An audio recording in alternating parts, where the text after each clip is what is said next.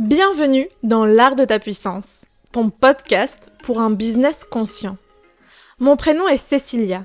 Dans la vie, je suis mentor et je t'accompagne à développer ton projet de cœur. Car devenir son propre boss n'a jamais été aussi organique et abondant. Mon leitmotiv dans la vie, c'est être libre. Et j'œuvre au quotidien en semant des graines de conscience pour qu'ensemble, nous osions être puissants et souverains de notre vie. Mets-toi à l'aise, l'épisode du jour va commencer. Bonjour à vous et bienvenue dans ce nouvel épisode de l'art de ta puissance. Aujourd'hui, comme vous pouvez le voir dans le titre, on va parler FAQ, on va parler vrai, je vais vous dévoiler un peu plus de moi.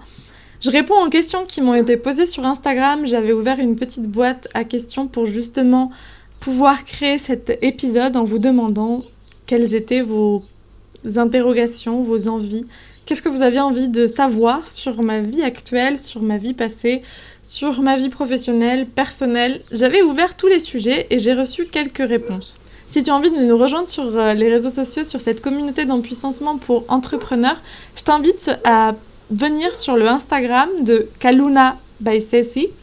Et par ici, j'y partage mes inspirations, mes moments, mes joies, mes peines, mes doutes, mes peurs, mes problématiques. Et j'y partage aussi énormément de contenu de valeur 100% gratuit pour justement t'accompagner, toi, à oser ce projet de cœur et le transformer en un business abondant et organique. Aujourd'hui, on est tellement à vouloir porter notre voix dans ce monde en transformation. Et j'ai à cœur de créer cette communauté, cet espace où chacun et chacune puisse venir se nourrir, se déposer et s'alchimiser. Je vais découper un peu les questions que vous m'avez posées entre les questions un peu plus perso et les questions un peu plus pro. Je vais commencer par le perso, puis j'en arriverai au pro.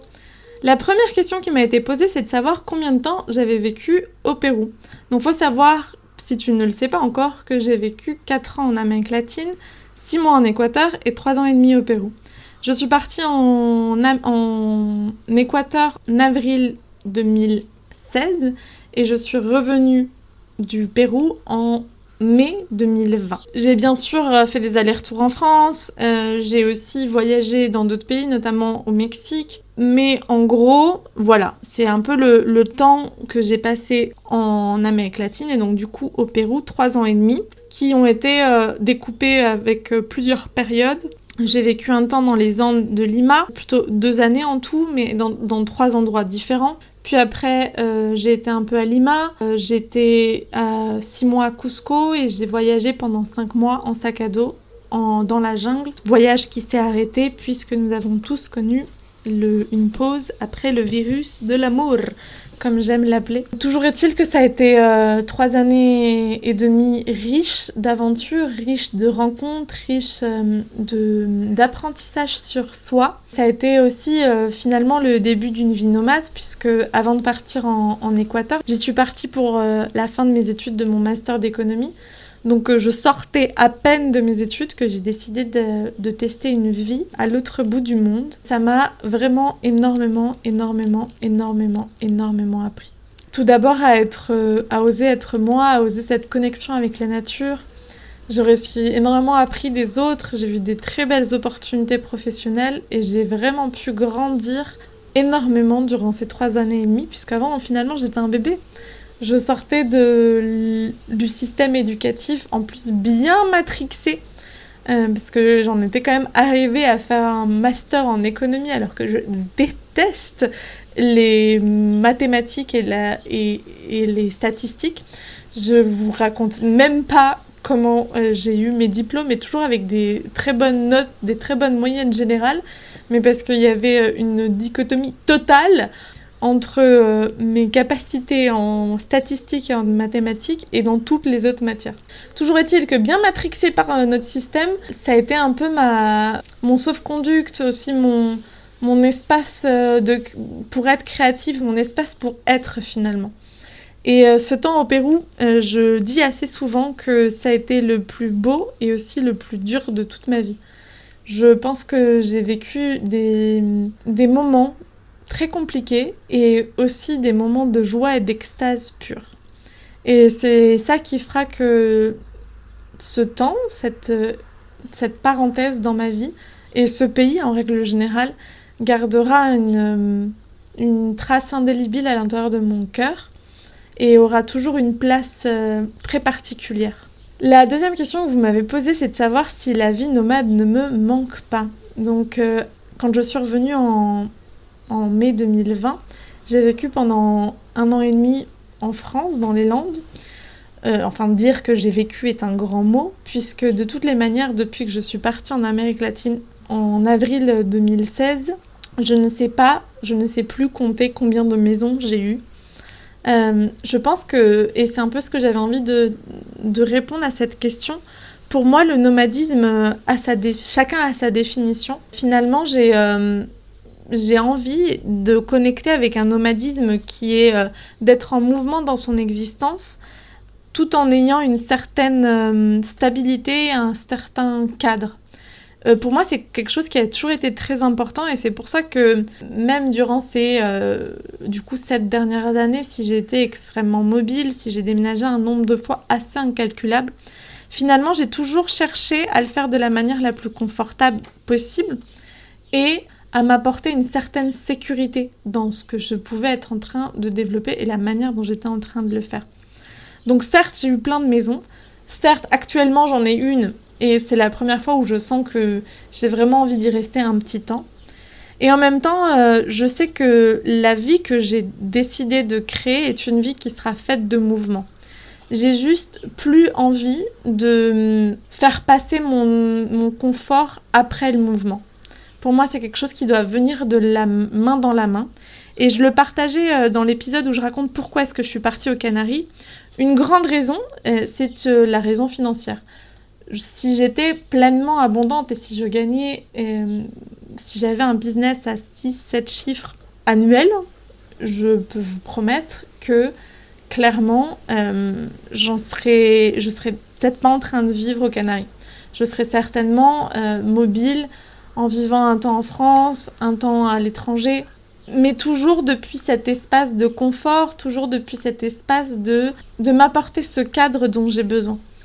Et finalement, ce cadre et ce confort a un prix que je ne peux pas me permettre actuellement. Et du coup, ça a été pour moi de trouver une stratégie qui est celle actuellement de vivre aux Canaries et de développer Kaluna jusqu'à ce que ce business puisse me permettre de vivre la vie dont j'ai vraiment et pleinement envie. Et avant d'en arriver là, c'est une construction. J'entends que c'est quelque chose qui se construit sur le long terme. C'est un projet de longue haleine. Et du coup, si la vie nomade me manque, oui et non.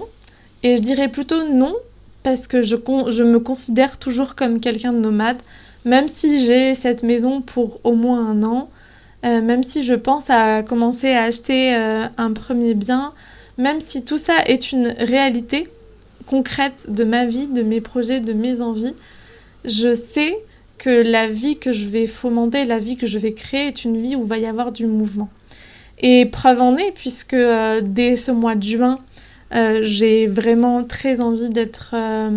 Donc je vais certainement naviguer et voguer entre aller voir Fatima qui édite ses podcasts en Autriche, puis j'aimerais bien aller marcher aussi un peu sur le canal du Midi pour vous préparer une surprise qui viendra en septembre. J'ai un mariage aussi en Andorre. J'aimerais bien faire un Vipassana en Catalogne espagnole. Donc tout ça, ça va arriver certainement en juin-juillet où je vais être un peu plus mobile, un peu plus sur les routes. Et puis en septembre aussi, j'ai plusieurs projets qui vont m'amener à être mobile, à être en mouvement. Mais ma base reste Fuerteventura, où je viendrai, je reviendrai, je partirai. Mais en tout cas, j'ai envie d'imprimer le mouvement dans ma vie, j'ai envie de le faire de manière sécure, de manière légère, de manière confortable.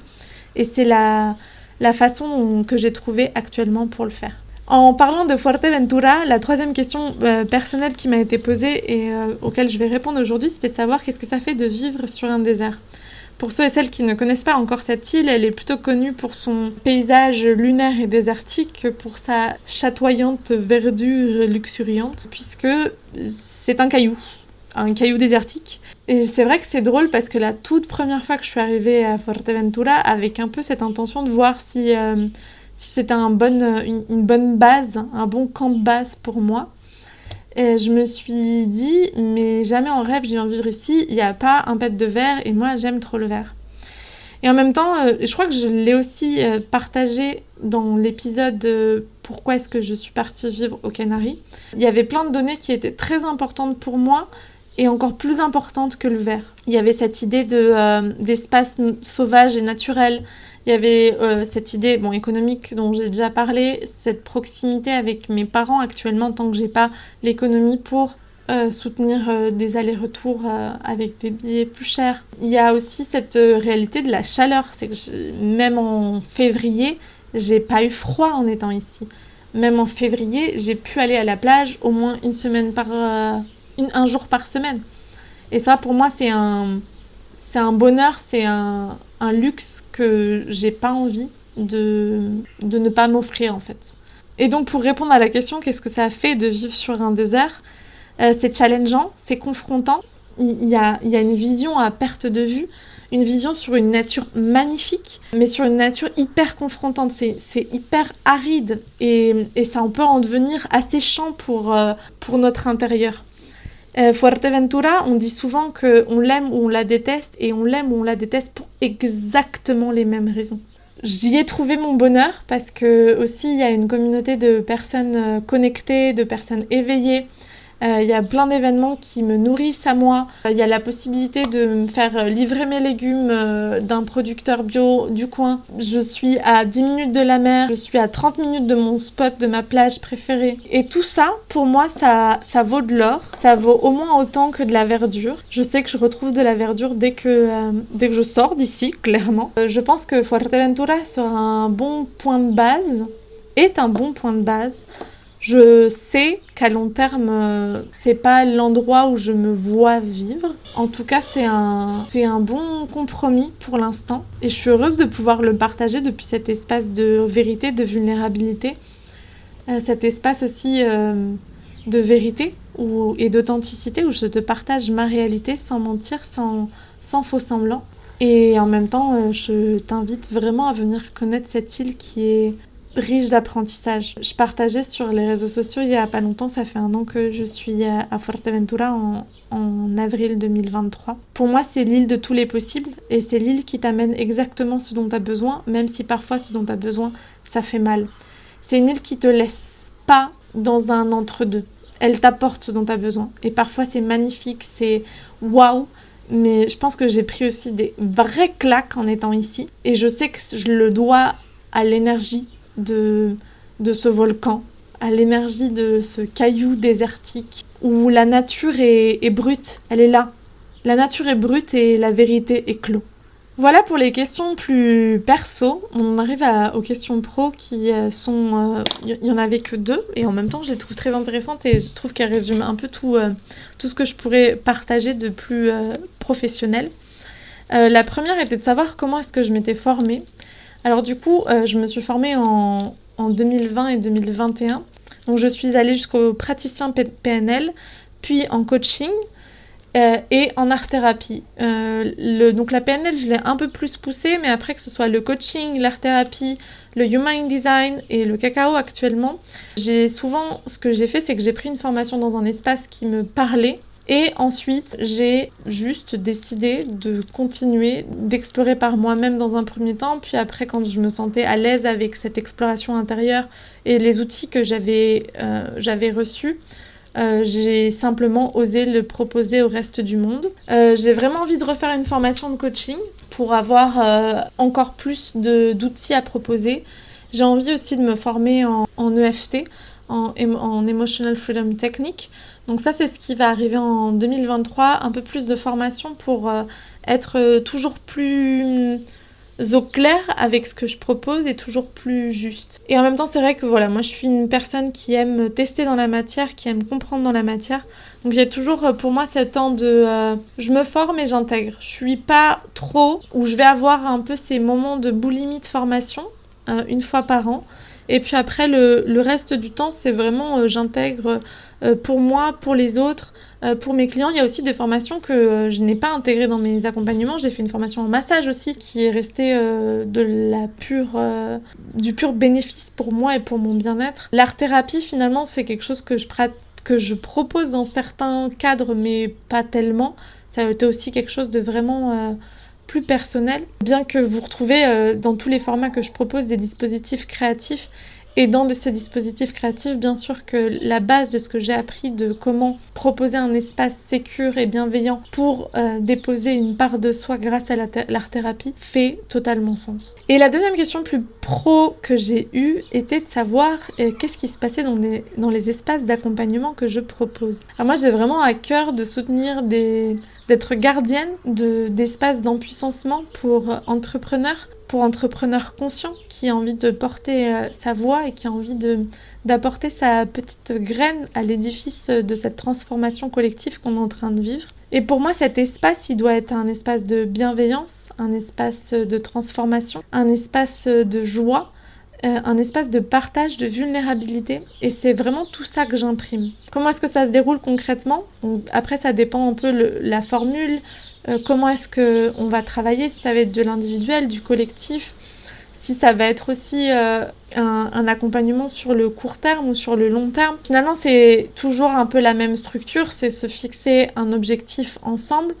Et c'est moi, dans cet espace d'écoute active, de questions assertives et de dispositifs pour te permettre de te rencontrer à toi, à ton être véritable, t'amener à prendre en conscience des décisions d'action qui justement ne vont pas activer ton « je fais pour faire » pour être dans la perfection, pour être dans cette petite fille ou ce petit garçon qui a besoin de performance, mais bel et bien dans cet espace de « je crée parce que ça me fait kiffer ». Exactement, qu'est-ce qui se passe à l'intérieur des accompagnements ? Je t'inviterai à écouter les podcasts que j'ai enregistrés avec Jeanne et avec Perrine, donc avec Jeanne de Petiteville et avec Perrine Girardot, qui sont deux de mes anciennes coachées et qui justement racontent très bien, je trouve, comment est-ce que ça se déroule un accompagnement avec moi, qu'est-ce que ça leur a permis aussi de vivre, de transformer, d'alchimiser pour leur vie. Actuellement, il y a plusieurs formats qui sont disponibles ici à Kaluna.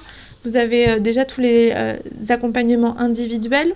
Donc vous avez la cacao routine, qui est cet espace où on va découvrir cette routine bien-être pour toi, pour ancrer ta pratique bien-être, mais aussi pour ancrer ta pratique entrepreneuriale.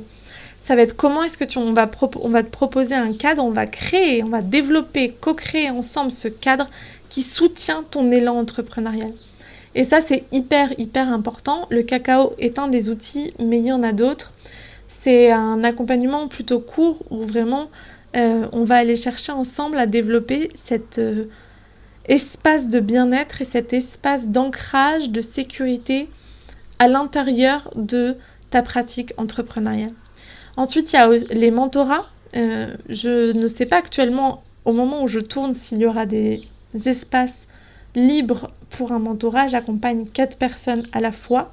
En tout cas, c'est des accompagnements sur 3 mois où, en plus de séances individuelles, de l'analyse de ton Human Design et aussi un peu d'introspection, d'exercice créatif, tu as aussi 100% accès à moi, 5 jours sur 7, de 8h à 18h.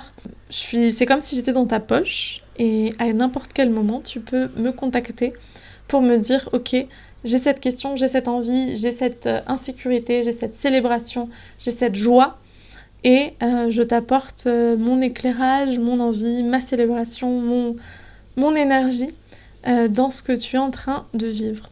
Donc voilà les 2 espaces individuels disponibles.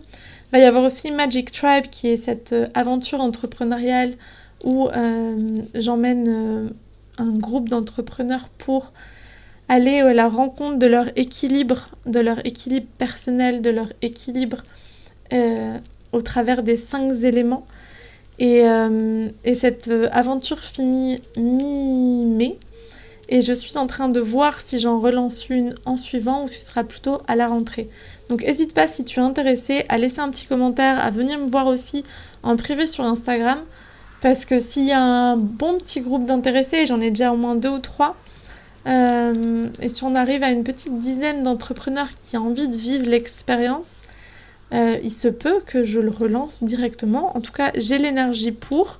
Et si ça se fait de manière fluide et organique, je serai très heureuse de le faire. Voilà. Cette dernière un peu information sur les services disponibles, c'était pas spécialement une question que vous m'aviez posée, mais je me disais que ça pouvait aussi vous aider à comprendre qu'est-ce qui existe et pourquoi est-ce que je parle justement de transformation et d'alignement. Je travaille toujours à un niveau énergétique autant que stratégique. J'ai vraiment cette vision à 360 degrés sur ce qu'être un entrepreneur. J'ai cette approche de développement personnel, spirituel. J'ai aussi cette approche très concrète de management de projet et donc de développement d'un business. Et c'est vraiment cette polarité, cette dualité qui fait ma force et qui est là pour vous accompagner. Et c'était un peu ce que j'avais envie de te partager. N'hésite pas à me partager en commentaire ce que tu as pensé de cet épisode de podcast. Si tu as d'autres questions, pose-les. Je pourrais y répondre. Et puis si j'en vois plein, peut-être en faire un autre d'épisode FAQ. Je te souhaite une très très jolie journée. N'hésite pas à venir nous voir sur les réseaux sociaux à @kalunavaisesi pour échanger, pour s'inspirer et pour partager de cœur à cœur. Très belle journée à toi, ciao ciao! Et si tu as apprécié ce que tu viens d'écouter, je t'invite à nous rejoindre sur l'Instagram de Kaluna, @kalunavaisesi, où tu peux aussi réserver un appel découverte avec moi pour sentir les synergies se créer. À très vite!